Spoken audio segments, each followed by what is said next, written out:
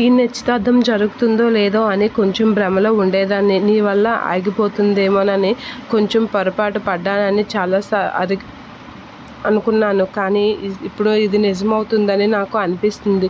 నా ఆడపడుచు నా కూతురు నిశ్చితార్థానికి రాకుండా ఉన్నది అంటే దాని అంతటికీ కారణం నువ్వే. ఈ నిశ్చితార్థం జరగకూడదని నువ్వు ఏదో చేస్తున్నావు. ఏం చేస్తున్నావో చెప్పు అని చెప్పేసి సుమిత్ర అయితే అడుగుతూ ఉంటుంది. నా కూతురు నిశ్చితార్థం ఆగదని నువ్వు నాకు చెప్పాలి అని చెప్పేసి అంటూ ఉంటుంది. ఆగింది అంటే దానికి కారణం కూడా నువ్వే అని నేను భావిస్తాను అని సుమిత్ర అంటూ ఉంటుంది. ఇక దీప అయితే అలా చూస్తూ ఉంటుంది.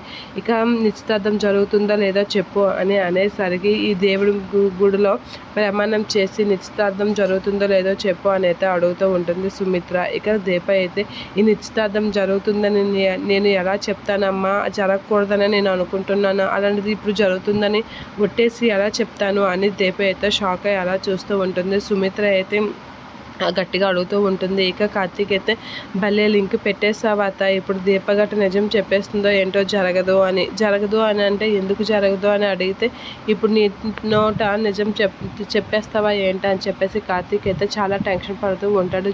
దీప ఏం చేస్తుందా అని అలా టెన్షన్ పడుతూ అలా చూస్తూ ఉంటాడు. అలా చూసేసరికి ఇక దీప అయితే దీపతో అయితే సుమిత్ర అయితే నువ్వు నిశ్చితార్థం నువ్వు దేవుడి మీద ప్రమాణం చేయకపోతే నా మీద ప్రమాణం చేయి అని చెప్పేసి సుమిత్ర అయితే దీప చేయి తన తలపై వేసుకొని నిజం చెప్పు, నిశ్చితార్థం జరగకుండా నువ్వేం ప్రయత్నాలు చేయట్లేదు కదా, నిశ్చితార్థం జరుగుతుందా లేదా అని గట్టిగా అడుగుతూ ఉంటుంది. అబద్ధం చెప్పావో ప్రాణం పోయినట్టే అని చెప్పేసి సుమిత్ర అనేసరికి ఇక దీపి అయితే షాక్ అయ్యి అలా చూస్తూ ఉండిపోతూ ఉంటుంది. ఏంటి అలా చూస్తున్నావు, నిజం చెప్పు, నాకు నిజం కావాలి, నిశ్చితార్థం జరుగుతుందా లేదా అని తెలియాలి అని చెప్పేసి చాలా గట్టిగా అడుగుతూ ఉంటుంది.